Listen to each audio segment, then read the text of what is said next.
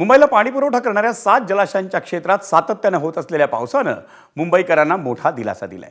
सोमवारी सकाळी 6 वाजल्यापासून आज सकाळी 6 वाजेपर्यंत झालेल्या पावसानं मुंबईसाठीच्या धरण क्षेत्रात 0.41% पाण्याची वाढ झाली। त्यामुळे मुंबईला पाणीपुरवठा करणाऱ्या 7 जलाशयांमधला पाणीसाठा हा 88.81%वर पोहोचलाय। मुंबईला पाणीपुरवठा करणाऱ्या 7 पैकी विहार, तुळशी, तानसा आणि मुळक सागर हे 4 तलाव गेल्या काही दिवसांपासून ओसंडून वाहत आहेत आणि त्यापाठोपाठ तानसा तलाव आता कधीही ओसंडून वाहण्याची शक्यता आहे।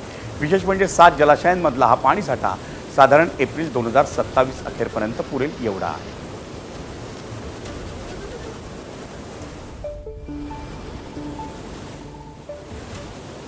मुंबईसाठीच्या जलाशयांमधला पाणीसाठा ऊर्ध्व वैतरणा 77.51%, मध्य वैतरणा 90.30%, भातसा 87.36%, तानसा 99.02%, मोडकसागर 100%, विहार 100% आणि तुळशी 100%।